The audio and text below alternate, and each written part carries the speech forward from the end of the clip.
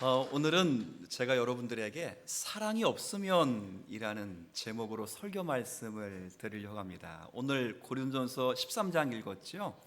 흔히 13장을 뭐라고 부르냐면 사랑장 이렇게 부르죠. 다 아시죠? 15장은 뭐라 부릅니까? 고전 15장을 부활장 이렇게 부릅니다. 히브리서 11장은 믿음장 이렇게 부르잖아요. 그러니까 그거와 견주어서 이 13장을 사랑장이라고 부릅니다. 왜 그렇게 부를까요? 사랑에 대한 말이 많이 나와서 그럽니다. 사랑이 없으면 3절까지 4절부터 7절까지 사랑은 그리고 8절부터는 아무것도 아니다 아무것도 저기 영원히 없어지지 않는다 영원히 이렇게 끝나네. 그래서 사랑해 사랑. 그래서인지 모르겠는데 우리 같이 예수님을 영접하고 믿는 사람들뿐만 아니라 불신자들도 이 사랑장을 굉장히 좋아합니다.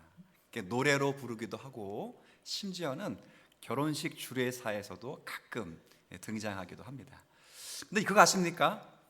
고린도전서 13장에 나와 있는 사랑이라고 하는 단어는 남녀 간의 사랑을 언급하는 에로스라고 하는 단어가 아니라 신적인 그리스도의 사랑을 언급하는 아가페라는 단어라는 사실을 혹시 여러분은 알고 있습니까?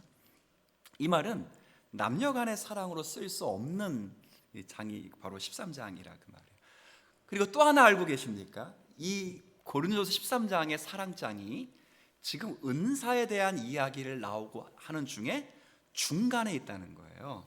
우리가 12장부터 14장까지 은사에 대해서 이야기를 하고 있고 제가 12장을 지난 석 주에 거쳐서 은사의 목적, 두 번째 날은 은사의 특징, 그래서 교회의 몸된 유익을 위하여 지난 시간에는 정원 기도해 주신 것처럼 지체 의식을 가져서 지체를 소중히 여기고 돌보고 회복시키라는 이야기를 다 했어요. 그런 다음에 오늘 13장에 사랑 이야기를 하고 있다는 거죠. 자, 그러면 제가 좀 서두가 좀 거창하고 길었다 치더라도 그 말씀을 왜 이 이야기를 드리냐면 이 말씀을 바로 이해하기 위해서는 사랑장이 있기 전에 12장의 말미의 말씀을 꼭 우리가 기억할 필요가 있어서 그렇습니다. 자, 12장 31절 같이 한번 읽어볼까요? 너희는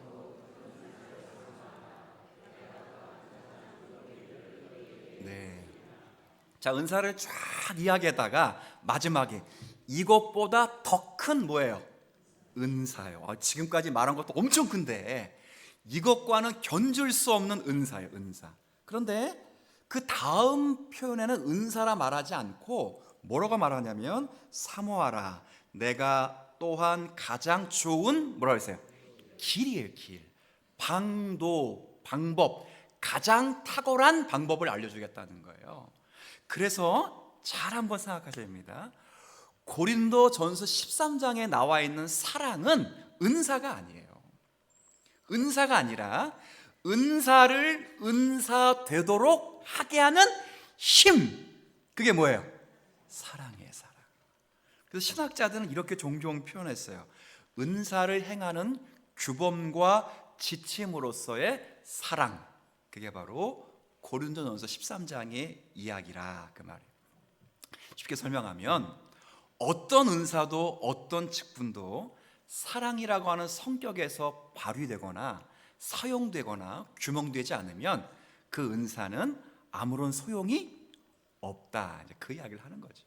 13장을 잘 보면 크게 세 부분으로 되어 있습니다. 앞부분에는 사랑이 무엇인지를 말하기 이전에 사랑이 없으면 어떤 것이 아무것도 아니냐, 이것에 대해서 이야기를 해요. 중간 부분부터 4절부터는 비로소 사랑이 무엇이냐, 사랑의 속성에 대해서 이야기를 해요. 그래서 앞부분에는 사랑이 없으면 얘기 나오다가 중간 부분에는 사랑이 뭔지를 이야기해요. 그리고 마지막에는 사랑에 대한 이야기를 다 끝난 다음에 사랑의 정의, 사랑의 본질, 사랑의 속성에 대해서 다 이야기한 다음에 마지막으로 이 사랑은 언제까지나 패해지지 않는다. 마지막 절 다 아시죠? 믿음, 소망, 사랑, 이 세 가지는 항상 있어요. 항상 있다고. 근데 그 중에 제일은 영원성에 대해서 이야기를 합니다. 그래서 사랑의 뭐 탁월성, 사랑의 속성, 사랑의 영혼성 막 그러는데, 제가 이제 여러분에게 이렇게 논리적으로 설명한 건 매주 하나씩 한 문단씩 설명하면서 우리에게 주신 하나님의 교훈을 좀 살피려고 합니다. 오늘 첫 번째 시간이에요. 그러니까 사랑의 뭐라 할까? 탁월성, 사랑이 없으면 이렇게 되어 있어. 자, 1절부터 3절까지 읽었습니다. 몇 가지 은사가 나오냐면, 은사를 아까 읽었죠? 첫 번째 나온 게 뭐예요? 방언. 두 번째 2절에 나와 있어요. 예언. 2절에 또 나왔어요. 믿음. 3절에 나왔어요. 구제. 3절 마지막에 나왔어요. 불사르게 내어줄 줄. 이걸 다른 말로 합시다. 헌신. 자, 몇 가지예요? 5가지. 그렇죠? 방언, 예언, 믿음, 구제, 그리고 헌신. 이 5가지 은사는 교회에서 아주 대표적인 은사로 모두가 다 부러워하는 은사거든요. 근데 중요한 건 이런 은사와 모습이 교회 가운데 나타날지라도 핵심입니다. 사랑이 없으면 아무것도 아니다. 박영선 목사님 이렇게 보니까 사랑이 없으면 꽝이다.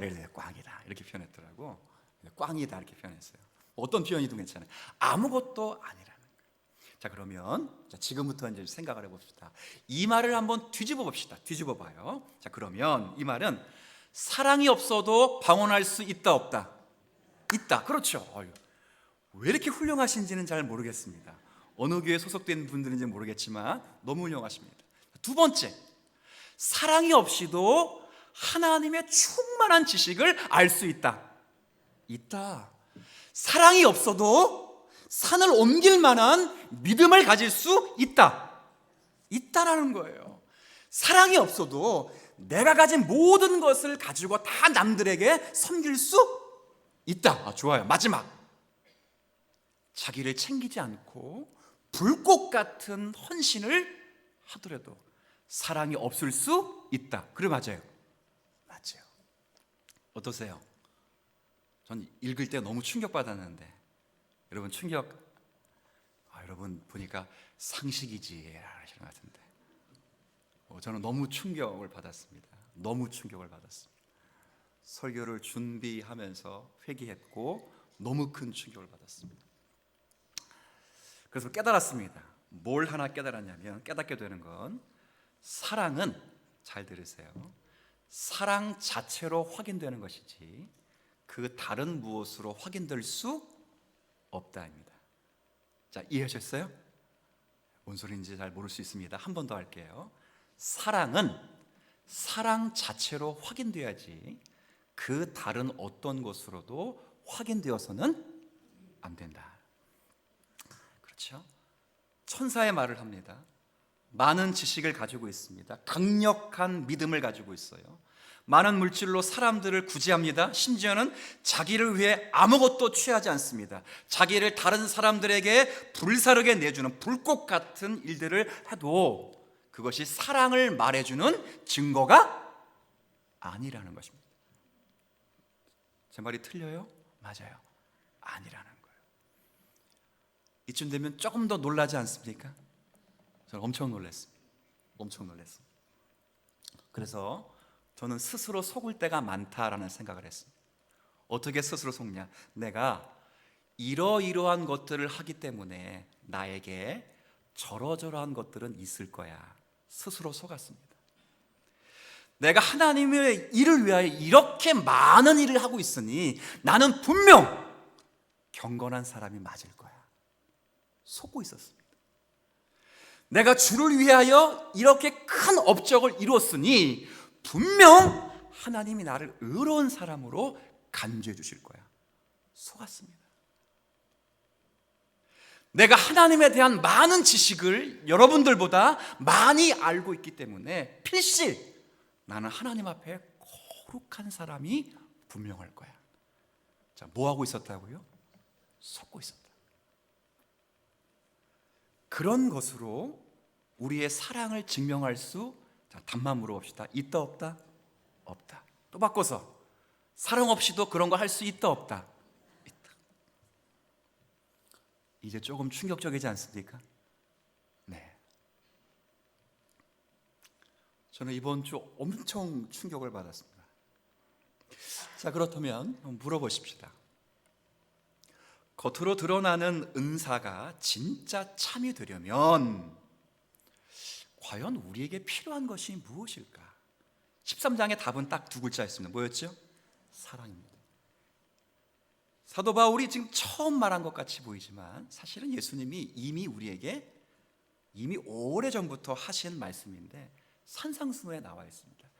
여기 책갈피를 해두시고 성경을 보통 적어오는데 오늘은 제가 그냥 읽어갈 겁니다. 그러니까 한번 책갈피 해두시고 다시 돌아올 거니까 마태복음 7장을 한번 가보시죠. 마태복음 7장입니다.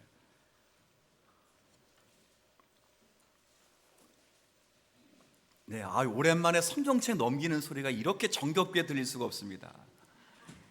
옛날 옛적에 하는 우리 어머님이 아버님이 들려주시던 성경 이야기할 때 쫙 찌르야. 이런 게 많이 들려야 돼요. 성경 찾으시다 할 땐 스마트폰 열고 다 본 다음에 뭐 하죠? 문자 보고 카톡 보고. 우리 교회에서는 아닌데 제가 아는 교회에서 한 성도가 시험 들었어요. 왜 시험 들었냐면 앞에 있는 성도분이 집사님이신데 성경을 이 스마트폰으로 보다가 본 다음에 그거 갖고 카톡하고 유튜브 찾아본다는 거예요. 그 성도에게 목사님이 시험 들었다는 거예요. 목사에게 시험, 그분의 시험 들어 목사에게 이게 물었다는 거 물었다는. 그 목사님 뭐라고 대답했을까요? 대답할 일이 뭐 있어? 어떻게 있어? 성도님이라 열심히 들으세요. 그게 없죠. 자, 성경책 넘기는 소리가 너무 정겨워서 여담을 한번 드렸습니다. 자, 7장 15절부터 23절까지인데 교독할게요. 교독. 오늘은 좀 교독하겠습니다. 제가 먼저 읽겠습니다. 거짓 선지자들을 삼가라. 양의 옷을 입고 너희에게 나오랴. 속에는 노략질하는 일이라.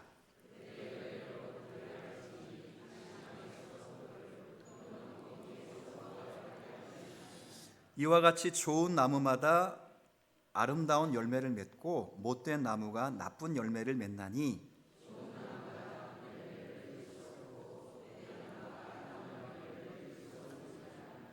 아름다운 열매를 맺지 아니하는 나무마다 찍혀 불에 던져지니라. 나더러 주여 주여 하는 자마다 다 천국에 들어갈 것이 아니요 다만 하늘에 계신 내 아버지 뜻대로 행하는 자라야 들어가리라.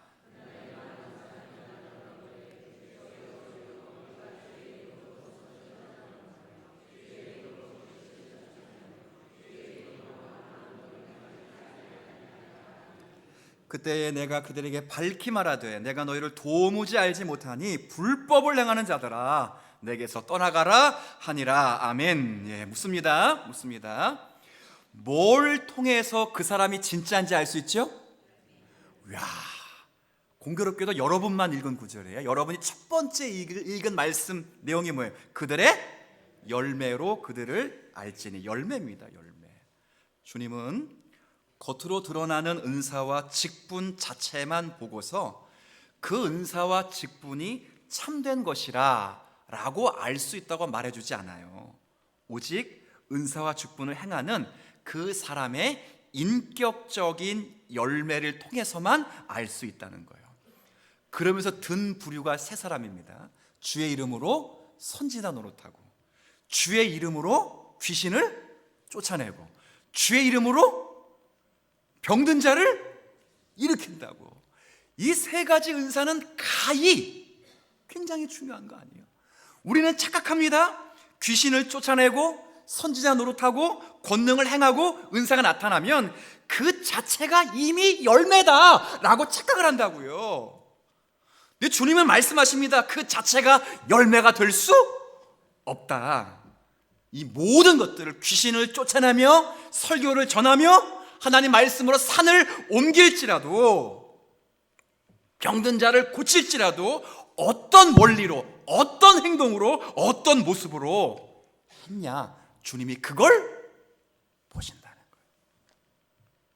그렇지 않으면 우리 고린도서 12장 말씀처럼 아무것도 아닌 거예요. 은사를 행하는데 자기를 자랑하고 성도를 은근히 무시하려 하기 위해서 은사를 써먹는다면 은근히 다른 사람들의 어떤 죄악을 들추어내고 그에게 무한을 주기 위해서 자기가 받은 은사를 써먹은다면 아무 유익이 없다는 거예요. 없다는 거예요. 이것이 13장의 사랑이 있는 이유입니다. 자, 저에게 한번 이제 적용해 볼게요. 여러분에게 적용하기보다 먼저 저에게 있는 예언의 은사를 한번 여러분에게 좀 말씀드리겠습니다. 자, 다시 13장을 한번 돌아와 보시죠. 13장 2절입니다. 2절. 자, 2절. 자, 제가 읽겠습니다. 2절 앞부분만 읽겠습니다. 내가 예언하는 능력이 있어 모든 비밀과 모든 지식을 알지라도, 끝부분, 사랑이 없으면 내가 아니요. 이제 자, 무슨 예언이었어 지금? 예언입니다. 예언. 자, 예언입니다. 자, 예언이 뭐죠? 자, 우리 주님사랑교회는 예언이 뭔지를 잘 알고 있습니다. 여기 예언은 앞일의 일을 예고하는 것이 아니죠. 오유, 밥 2그릇 드시면 되겠습니다. 아닙니다. 앞일을 예고하는 것이 예언이 다가 아니라, 여기서 예언이라는 것은 잘 들으세요. 몇 번 이야기해 드린 겁니다. 신약 성경이 완성되기 이전까지 그 신약의 교회가 모일 때 그 공동체의 예배 가운데 주신 하나님의 계시의 말씀의 말씀, 이 계시의 말씀이 있어야 비밀과 지식을 알아요. 무슨 비밀? 하나님의 구원의 계획을 알 수 있고, 무슨 지식? 하나님을 아는 지식, 혹은 하나님에 관한 지식을 알 수 있어요. 뭐가 있어야? 하나님이 계시하시는 뭐가 있어야? 말씀이 있어야. 자, 언제까지? 성경이 완성되기 전까지요. 그렇잖아요. 바울이 이 편지를 쓸 때까지만 해도 신약 성경이 완성되기 직전이었다고요. 신약 성경이 완성된 정경으로 된 건 AD 300년 이후라고. 그러면 그 전까지는 어떻게 하나님 말씀을 볼 수 있었겠습니까? 쪽복음인데. 그럴 때 하나님이 사용하시는 방법이 바로 예언의 말씀이었어요.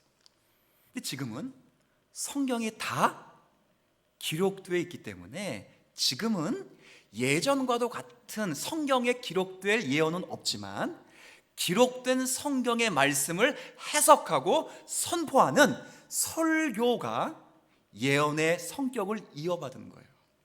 자, 그래서 지난주 설교 보면 지체의식을 가지라라고 해서 지체를 회복시키라는 마지막 적용을 하면서 제가 어떻게 적용해 끝났냐면, 우리 모든 성도가 다 예언을 하시기를 축원드립니다. 그래서 예언, 설교예요. 설교.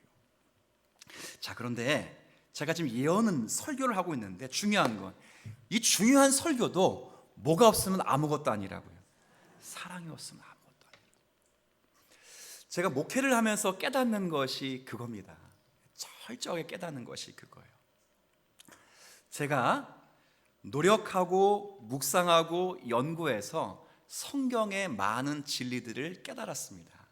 그리고 그 진리를 제 삶에서 체득하기 위하여 많은 시간을 들여 삶의 체계를 세워왔습니다. 정말 여기에는 많은 시간이 필요합니다. 정말 많은 시간. 자기를 부인하는 철저한 자기 부인과 하나님 앞에 무릎 꿇음과 겸손과 하나님 앞에 애절함이 없으면 이 진리 지식을 이해할 수도 없고, 하나님의 말씀의 체계를 삶으로 고백할 수도 없습니다. 오랜 시간이 흐릅니다. 근데 더 중요한 건, 제가 알고 있고 배웠고 깨달은 말씀이 여러분들에게 수용되고 여러분에게 설득되고 여러분이 누리기까지는 제가 깨닫는 것보다 더 많은 시간이 필요할 수도 있습니다. 그때 저는 뭐 하면 되겠어요? 기다려주고 도와주는 거예요. 오늘 13장의 말에 근거하면 2글자, 뭐 하면 되겠어요? 사랑으로 인내하면 돼요. 목회와 설교는 사실 지식의 나열이 아닙니다. 감동적인 몇 편의 설교를 했다고 성도들의 일생이 완전히 뒤바뀌어지지 않습니다. 교리를 가르쳤다고 그 사람이 즉각 반응하여 평생을 하나님께 헌신하지 않습니다. 여기에는 정말 오랜 시간이 필요하고 인내가 필요하고 기다림이 필요합니다.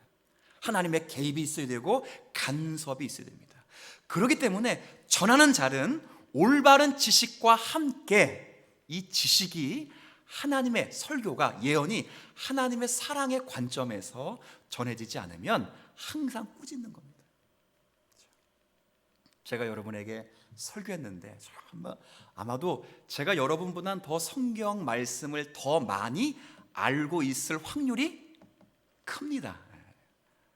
너무 이렇게 기분 나빠하지 않으셔야 합니다. 여기서 제가 져버리면 제가 설교할 이유가 없습니다. 여러분보다 훨씬 연구 많이 하고요, 더 많이 합니다. 그리고 여러분보다 진리에 대한 확신을 더 많이 가지고 있을 수도 있습니다. 그런데 제가 여러분에게 이런 지식과 확신을 갖기까지 기다려주지 않으면 제가 설교할 때 어떻게 하겠어요? 여러분 머리는 왜 들고 다니시는 겁니까? 이렇게 하지 않겠어요? 도대체 기억력은 있으십니까? 혹시 붕어하십니까? 뭐 그렇게 하지 않겠습니까? 그래서는 아무 유익이 없다는 겁니다. 은밀한 지식이 있어도 그 지식이 사랑이라는 관점에 사용되지 않으면 모든 사람을 다 죽여버립니다. 구약 성경에 보면 그 위대한 거짓 선지자 발람 나오지요. 자기 정력으로 인하여 자신의 인생을 송두리째 나락으로 몰아갔던 거짓 선지자 대표입니다. 한구가 걸기 위해서 이스라엘 저주하려다가 그 저주를 하나님이 축복으로 바꿔서 이스라엘 백성을 오히려 축복하게 되었습니다. 그러면 끝내야죠. 끝까지 남아있는 게, 그에게 남아있는 게 뭐예요? 지식이 지식. 그것도 은밀한 지식이에요. 이 지식을 뭐 없이 사용했다고요? 사랑 없이 사랑. 그랬더니 이스라엘 온 백성을 전부 타락시켜버렸습니다. 이스라엘 백성이 무엇보다 필요한 건 제사, 예배다. 맞아요? 틀려요? 맞죠. 그렇게 예배하라 모든 백성이 다 나올 때 모압 여인을 준비해서 예배 드릴 때 예배에 집중하지 못하고 여인에게 집중하게 하라. 모든 이스라엘 백성들이 전부 간음했다고요. 얼마나 무서워요. 발람에게 뭐가 있었다고요? 지식이 있었다고, 예언의 능력이 있었다고. 근데 그 지식을 어떤 관점에서 사용하지 않으니까, 사랑의 관점으로 사용하지 않으니까 전부 죄를 짓게 만드는 거예요. 얼마나 무서운지 몰라요. 여러분 이야기 한번 해볼까요? 1절 방언 이야기 해봅시다. 자, 1절 여러분 한번 이제 여러분 이야기합니다. 같이 읽습니다. 시작.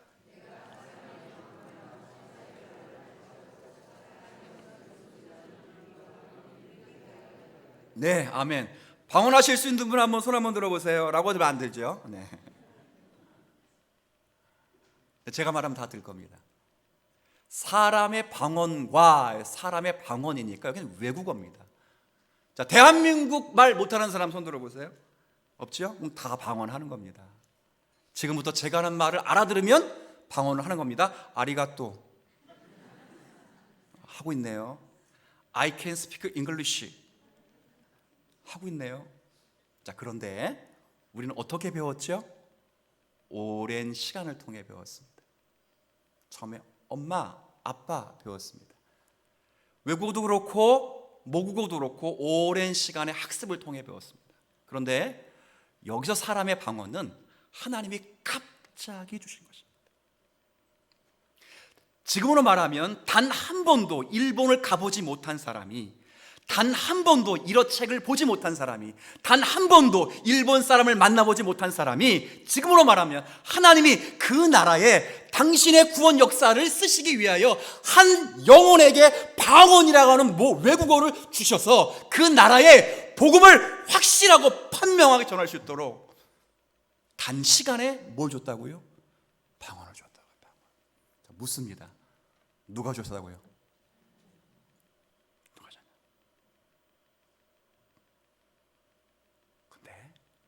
아무것도 아닌 것이 될 수 있다는 거예요.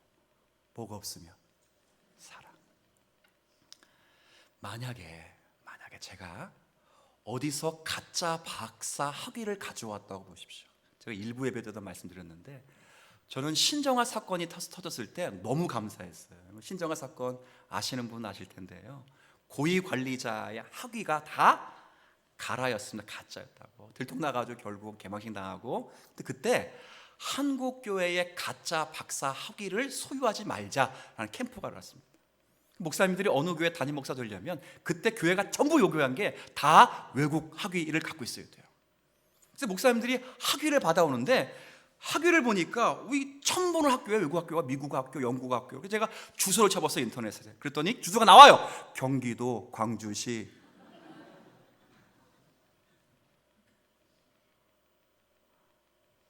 아니 뭐 그런 게, 자, 만약에 그런 가짜 학위, 박사 학위를 가져와서 교회 생활할 때 하나님이 그 가짜 박사 학위 가지고 있어도 사랑이 없으면 아무것도 아니야 라고 말하면 수긍이 돼, 안 돼?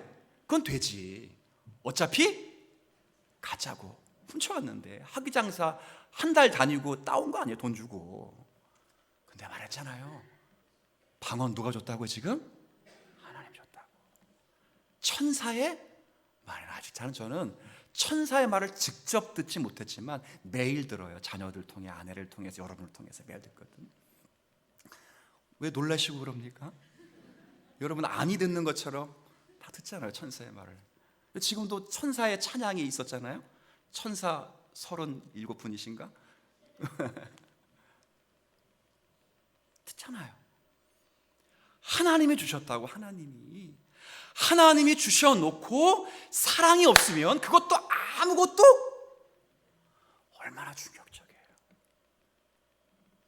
제가 여러분들에게 시간 내달라고 해놓고 한 7, 8시간을 어떻게 예수를 믿어야 되는지 쫙 설명했어요. 설명한 다음에 마지막 딱 2, 3분 남겨놓고 지금까지 내가 한 말 다 들어도 아무 필요 없어. 그러면 여러분 어떻게 생각하겠어요? 누구 놀리나? 바쁜 사람 붙잡아 놓고? 그러지 않겠어요? 제가 책을 냈다고 합시다. 책을 냈어요. 여러분의 강매를 시켰어. 다 밑줄 치고 공부해 왔는데 나중에 여러분에게 제가 쓴 책 아무 필요 없습니다. 그러면 그게 하나잖아. 하나님이 지금 그러신다고. 그만큼 사랑은 모든 것을 무효화시킬 수도 있고, 그만큼 사랑은 모든 것을 가능하게 하는 하나님의 절대적인 선물이라는 사실을 다시 한번 인지하시기를 바랍니다. 여기서 깨닫는 게 있어요. 뭘 깨닫냐면, 신앙은 언제나 말합니다, 치성과 열심에 대한 문제가 아니고 신앙은 우리의 인격과 성품에 관한 문제예요. 그러니까 우리의 신앙의 인격과 성품이 됨됨으로써 우리가 자라가는 것이지, 그래서 그리스도를 알고 그리스도를 닮고 그리스도에게로 나아가는 것이지, 하나님 우리에게 치성을 드리다거나 하나님이 우리에게 열심을 바치라는 그 바침이 우리 자신에게 어떤 도움을 얻고자 하는 것이 결코 아니거든. 신앙은 언제나 인격입니다. 제가 언젠가 예를 하나 드렸는데, 프란시스라고 하는 수도사가 계셔요. 이분의 제자들과 이분이 이게 훈련을 받는데, 그날 금식 훈련을 하겠다고 이제 제자들이 금식하자고 해서 40일 동안 금식을 한 겁니다.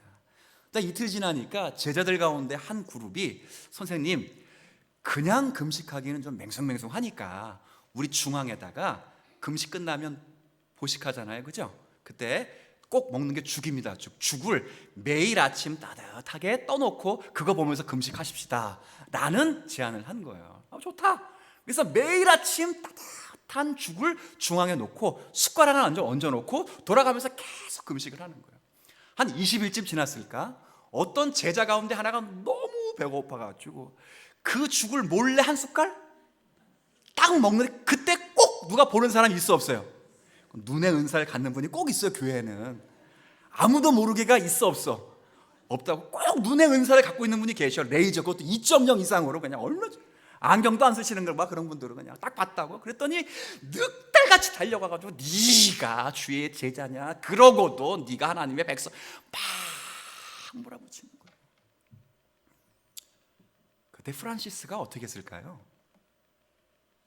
중앙으로 막 달려가가지고 그 죽을 확 붙잡더니 허겁지겁 본인이 먹는 거예요. 먹으면서 이렇게 유명한 이야기를 했지 않습니까? 여러분, 금식은 왜 합니까? 주님 닮으려고 금식하는 거 아닙니까? 금식은 왜 합니까? 왜 힘을 뺍니까? 나의 모든 힘을 빼고 그리스도의 힘으로 채우기 위하여 금식하는 거 아닙니까? 그런데 당신들은 왜 여러분의 힘을 빼지 못하고 왜 더 정죄하고 더 날카로워졌습니까? 하고 죽을 먹었다는 거예요. 금식 왜 하죠? 왜 은사 주셨죠? 그리스도 닮으라고 주신 것입니다. 왜 여러분에게 직분 주셨죠? 교회를 유익하도록 하기 위하여 주셨습니다. 왜 여러분들에게 목사, 장로, 권사, 집사, 교사, 구역장, 찬양대원 여러 부서 왜 주셨죠? 여러분을 유익하게 하여 주신 것입니다. 이 모든 것 누가 주셨다고요? 하나님이 주셨다고. 지금도 이런 분이 있으면 안 됩니다. 안정선 목사 내가 불렀는데 아닙니다. 여러분이 불러도 하나님이 이 자리에 세우지 않으면 전 올 수 없습니다. 그런데 제가 사랑 없이 설교하고 사랑 없이 목양하면 나도 아무것도 아니고 모두가 아무것도 아닌 것이 됩니다. 무엇보다 필요한 건 사랑입니다. 사랑이라고요. 부지런히 사랑을 구해야 돼요. 다음 주에 이어서 설교하겠지만 사랑의 출처는 하나님이시라고. 요한일서 4장에 분명히 나왔습니다. 하나님은 사랑이시니. 사랑의 내용은 뭡니까? 십자가입니다. 하나님이 우리를 사랑하사 우리의 죄를 사하시기 위하여 화목 제물로 그의 아들을 우리에게 보내셨으니 사랑의 출처는 하나님이시고 사랑의 내용은 십자가고 그래서 사랑을 하라는 거예요. 오늘 읽었던 말씀 전부 사랑이 없으면, 이 단어를 십자가가 없으면 라고 읽어보세요. 다 돼요. 내가 사람의 방언과 천사의 말을 할지라도 십자가가 없으면 소리나는 우리 꽹과리와 울리는 소리나는 구리와 울리는 꽹과리와 같다. 내가 예언하는 능력이 있어 모든 비밀과 모든 지식을 알지라도 십자가가 없으면, 예수님이 없으면 내게 아무것도 아니라. 맞아요. 내 몸을 불사르게 살을지라도, 불꽃 같은 헌신을 할지라도 십자가의 사랑이 없으면, 예수님의 사랑이 없으면 나는 아무것도 아니라고. 사랑의 사랑. 다시 정리합니다. 사랑은 은사의 목록에 들어가진 않습니다. 하지만 모든 은사는 사랑이라는 힘, 성격으로 발휘되고 사용되어야 합니다. 내가 커야 합니다. 내가 더 유익을 얻어야 합니다. 그래서 첫 시간에 말씀드린 것처럼 은사는 우리의 구원을 풍성케 하고 우리의 공동체, 그리스도의 몸을 키워가는 일에 우리를 유익하기 위해서 하나님이 간섭하시는 것입니다. 은사는 간섭입니다. 이 간섭을 통해 우리 교회를 하나님의 사람으로, 그리고 그리스도의 몸으로 장성시키시기 위하여 하나님 지금도 우리 가운데 역사하시는 전능하신 주님이십니다. 그러니 오직 사랑을 따라 구하십시오. 그리고 사랑의 본체이신 예수 그리스도를 깊이 묵상하고 생각하십시오. 따라가십시오. 노력하십시오. 그리고 그 일을 연습하시고 감사하는 자가 되십시오. 그리고 더 중요한 건 그 사랑을 달라고 한번 따라해 볼게요. 기도하십시오. 하나님의 사랑에 대해서는 제가 너무 작은 부분밖에 알지 못합니다. 하나님이 사랑을 내게 주시지 않았기 때문에, 내가 사랑을 받지 못했기 때문에 하나님에 대한 사랑을 적은 부분밖에 알지 못한 것이 아니라, 하나님은 나에게 많은 사랑과 은혜를 주셨지만 내 마음의 눈이 어두워서 하나님의 참 사랑을 발견하지 못합니다. 내 마음이 어둡습니다. 그래서 우리의 삶 속에는 사랑이 메말랐습니다. 하나님, 그래서 우리의 삶은 메마르고, 그리고 우리를 통해서 예수 그리스도를 드러내시는 하나님의 계획이 번번이 실패로 돌아오고 있습니다. 메마른 심령에 성령의 능력으로 그리스도의 십자가의 사랑을 부어 주십시오. 그리고 그 사랑으로 충만케 하여 우리의 사악한 눈에 비늘이 벗어지게 하시고, 성령께서 오셔서 메마른 심령을 축복하셔서 주님의 사랑으로 채워져 우리의 필요에 따라 하는 모든 일에 하나님의 살아계심과 능력이 살아나도록 주님 역사하여 주옵소서. 그렇게 한 주간 기도하실 때 자기를 찾는 자를 하나님 반드시 만나주신다는 약속이 우리 삶 속에 살아 있으리라 확신합니다.